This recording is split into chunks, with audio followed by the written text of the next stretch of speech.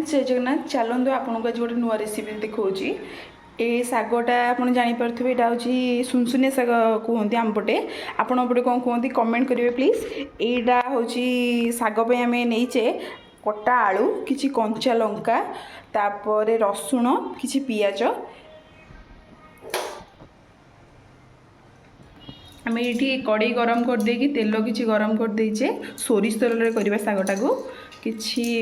सुखिला लंका गोटे फुटेबा कि फुटण दबा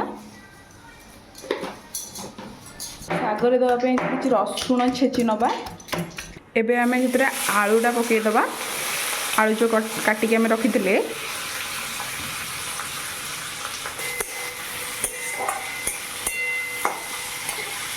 आलूटा आम घोड़े 5 मिनट खंडे देखिए आलूटा सीझिला कि नहीं। एबे आम से किसी पियाज ऐड करवा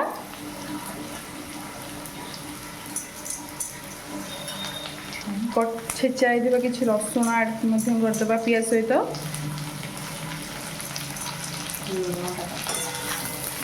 एथरे किसी लुण ऐड करवा आम तो मिक्स करदबा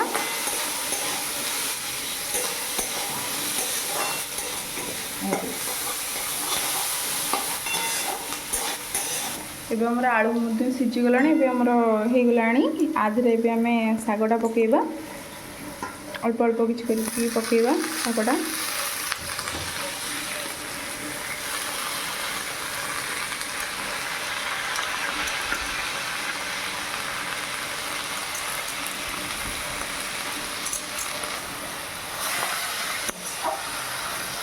एबे हम भलसे मिक्स कर दबा सागटा को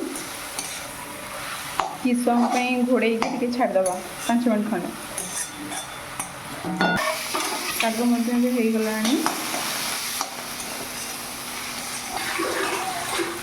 एबे हमर शागटी सरी जाइए एबे हम ताको प्लेट को काढ़िबा